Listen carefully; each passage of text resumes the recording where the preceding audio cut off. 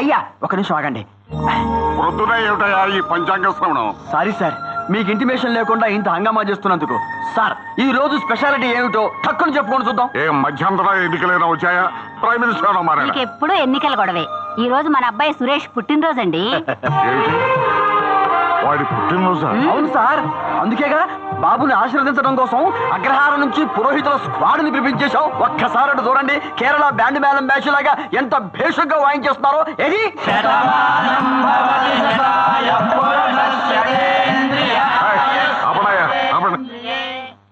అయ్యా, అసలు వీళ్ళని ఎవరు తీసుకొచ్చారు ఇక్కడికి? అమ్మవాడు ఆర్డర్ వేస్తే నాందా తోలుకొస్తని చంపేస్తా నేను. ఇప్పటికే నీ ద్రవిడ కల్చర్ తో నా కొంప సగం స్త్రీలకి. చాలా ఊరుకోండి, వాడిని ఎందుకు తిట్టారు? అబ్బాయి పుట్టినరోజు నేనే పిలిపించాను. ఆహా, అర్చకులను పిలిపించి ఆశీర్వాదాలు చెప్పించడానికి నీ కొడుకేమైనా కాబోయే మైసూరు మహారాజు అనుకున్నావా? తెల్లారిస్తే సరే ఊరి మీద పడి నానా గొడవలని ఇంటి మీదకి తీసుకొచ్చి పెడతాడు. ఎన్నా స్వామి, ఈ దినం చిన్నసారు వాడి పుట్టిన దినం. పుట్టిన దినం ఉన్నావంటే ముందు నీతనం చేస్తా జాగ్రత్త. ఇంతకీ నీ సుప్పుతోడు ఎక్కడ? ఇప్పుడే గుడి స్నానం చేసి తలకెళ్ళాడు. అదే తల స్నానం చేసి గుడికి వెళ్ళాడు.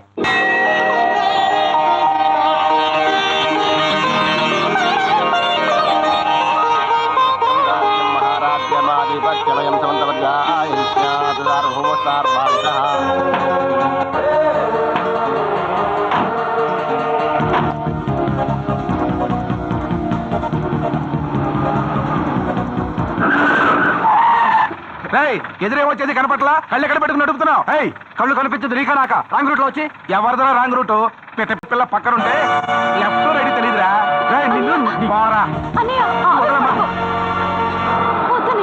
నువ్వు తెలుసుకోవాలి.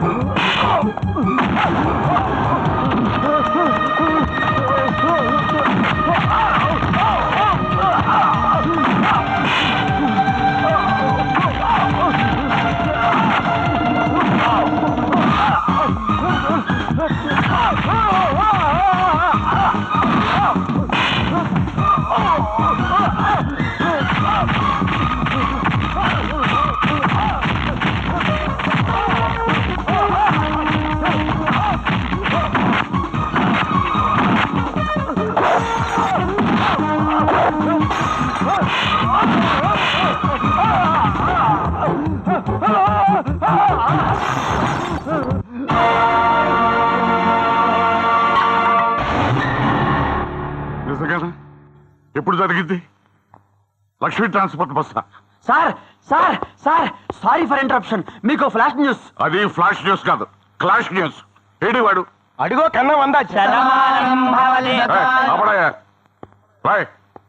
ఏమిటా, ఎవరో డ్రైవర్ కొట్టావట? క్లీనర్ కూడా కొట్టాను. సబాష్. ఎందుకురా మాట మాటకి మీ నాన్నగారు కోపం తెప్పిస్తా? అది కాదమ్మా, జరిగిందేంటో నీకు తెలిస్తే. అవునా? జరిగిన దాంట్లో అన్నయ్య తప్పేం లేదు బస్ వాడే రేష్గా వచ్చి మన సుమన్ డాష్ కొట్టాడు. అంతేకాదు చల్లాని నేను పట్టుకుని అనరాని మాట్లాడినాడు. శాంతి ఏమన్నాడే? పిట్టలాడే పిల్ల పక్కనుంటే కళ్ళేం కనబడతా అన్నాడమ్మా. బావి వరుస చూడకుండా ఆ వెధవ అంత కొత్త కూస్తే చీము నెత్తురు ఉన్నవాడు ఎవడైనా మెదలకుండా ఊరుకుంటాడా? ఊరుకోడు. అందుకని వాడిని ఎలాంటి పనులు ఇంకా బాగా చేయమని మీరందరూ వాడిని ఎత్తిన అక్షంతలు వేసి ఆశీర్వదించండి. అప్పుడయ్యా వాళ్ళ పని తీసాడు. సరే అయ్యా ఓకే వెళ్ళిపోడా. ఇప్పుడు వీడు చేసిన మనకి ఆ బస్సుకు నష్టపరిహారం నేను 40,000 కట్టాలి. 40,000 పోన్లేండి. కింద నెలలో రైల్వే స్టేషన్ డ్యామేజీకి 1,40,000 కట్టాం.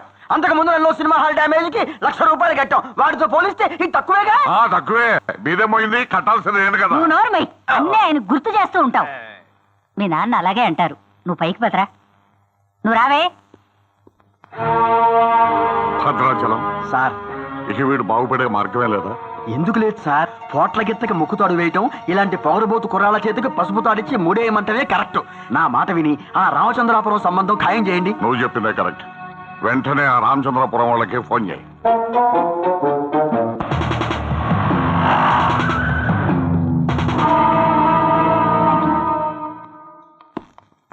మిస్టర్ సురేష్, మిమ్మల్ని సర్కిల్ ఇన్స్పెక్టర్ గారు రమ్మంటున్నారు. నన్నా ఎందుకు?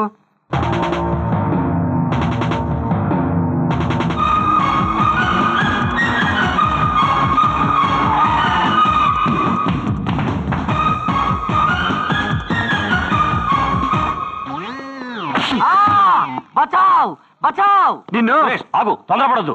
మీరు అడగండి సార్. ఎరా నీకు డ్రెస్ ఎక్కడరా? డ్రామా కంపెనీలో అద్దెకు తీసుకున్నా. ఎందుకు? జనాలు దోచుకోవడానికా? కాదు, నిజామాబాద్ లో నిప్పులాంటి మనిషి నాటకం ఆడి లూనాలో తిరిగి వస్తుంటే లూనా చెడిపోయి ఆగిపోయింది. వెనకాల ఒక లారీ వస్తుంటే లిఫ్ట్ కోసం స్టైల్ గా చేయి చెప్పాను. వాడు 100 రూపాయలు చేతిలో పెట్టి కంగారుగా పారిపోయాడు. ఇదేదో బాగానే ఉంది కదా అని మరో లారీ వస్తుంటే వాడి ముందు కూడా చేయి చాపాను. వాడు 100 రూపాయలు పెట్టి పారిపోయాడు. రాను స్టైల్ పెరిగిపోయి వెనక ఏమొస్తుందో కూడా చూసుకోకుండా చేయి చాపాను. అంతే, చేతులకి బేడీలు పడ్డాయి. కట్ చేస్తే ఇక్కడ ఉన్నాను. సురేష్, ఇతని స్టేషన్ తీసుకొచ్చి మర్యాదగా అడిగితే నీకు ఫ్రెండ్ అని చెప్పాడు, నిజమేనా? మర్యాదగా అడిగారా? డ్యూటీలో లేని వాళ్ళకు కూడా డ్రెస్ వేసి మరీ కొట్టారు. రాయ్, నీలాంటి సంఘ విద్రోహిని బతకనివ్వకూడదురా. నేను సంఘ విద్రోహిన? వీరప్పనికి వేమన గెట్టప్ వేసినట్టు నువ్వు నీ అవతారము. సురేష్, ఇతని మీద కేసు రాయమంటావా? సిగ్గు లజ్జ పౌరుషం ఉన్నవాడెవడో నా మీద కేసు రాయడు. మరి నీలాంటి వాళ్ళని ఊరికి వదిలిపెడితే ఊరుకుంటారా? కానిస్టేబుల్స్, ముందు డ్రెస్ విప్పండి. అర్థమైంది ఇన్స్పెక్టర్, నీకు నా మీద ఎందుకు కోపం అర్థమైంది. ఈ డ్రెస్ లో నీకంటే నేనే అందంగా ఉన్నానని నీ కడుపు మంట, ఎసిడిటీ, గ్యాస్. సార్, ఈ ఒక్కసారికి వీడిని వదిలేండి. వీడి వల్ల నాకు హెల్ప్ జరగాలి. నా హెల్ప్ నీకు కావాలా? ఏంట్రా అది? మా నాన్న నాకు మళ్ళీ పెళ్లి సంబంధం చూశాడు. Is it? ఈ ట్రిప్ లో నేను పెళ్లి చేసుకోరా, సుఖపడతావు. నీ బోడి సలహాలు వింటానికి కాదు, నీకు జామీని చిడిపించింది. మరి ఈ సంబంధం కూడా చెడగొడతావని.